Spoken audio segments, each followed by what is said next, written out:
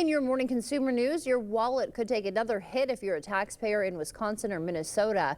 New analysis ranks both states among the bottom 10 nationwide for tax refunds. LendingTree's study found Wisconsin's average refund is $3,500. That's $800 below the national average. Minnesota's just slightly higher at $3,600.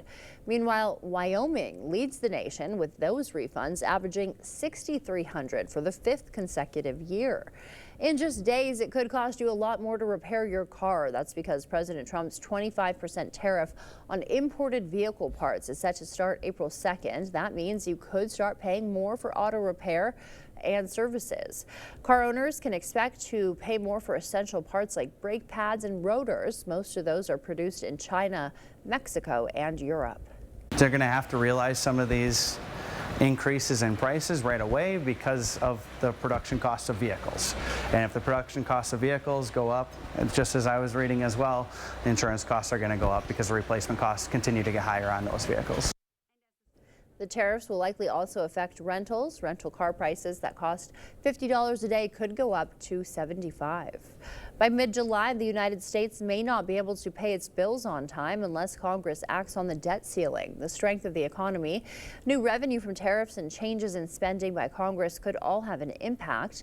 The U.S. hit its roughly $36 trillion debt limit January 21st, which forced the Treasury Department to use accounting maneuvers and the cash it has on hand to pay the government's bills to avoid a first-ever default. Scientists say climate change is affecting winters around the world, including the Alps in Europe. Studies find mountain towns there are warming and overall there's less snow. Wendy Gillette reports from the Alps on how the changes are affecting tourism. Bernie Simon leads snowshoe tours in the mountains around the quaint village of Andermatt, Switzerland, south of Zurich. Since the early 80s, I've seen less snowfall and later start of winters. And of course, it is overall warmer during the winter. It means Simon often heads to higher elevations to ensure snow is coating the ground as trains glide past. Andermatt is exploding with development that's dependent on a robust winter sports season, anchored by the Chetty Hotel, which has fireplaces in every room, a 25,000 square foot spa, 2-star Michelin dining at the Japanese, and ski butler service to rent gear as a DJ spins sets.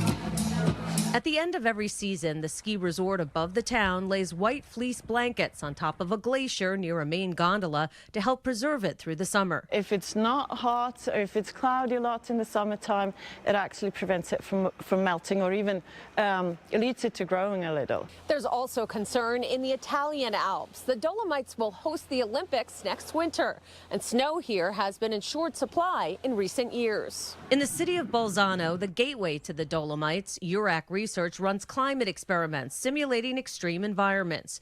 Research shows in this South Tyrol region, the annual mean temperature has increased 3.6 degrees Fahrenheit since 1980. And across the Alps, snowfall has decreased 34% between 1920 and 2020. It's different, not so much the amount of rain or snow that is falling, but what is different is when it falls and how it falls. Ski resorts in the Dolomites have invested in state-of-the-art snowmaking systems, keeping family-owned hotels like La Perla in the village of Corvara in business. When I was a kid, it was snowing at the end of November till the end of April. These times are past. The hotel, one of those we stayed for a special rate, evokes the past with local traditions, including staff outfits, candlelight dinners, and wood-paneled rooms with views, but with modern touches like an upgraded spa to embrace a new kind of future.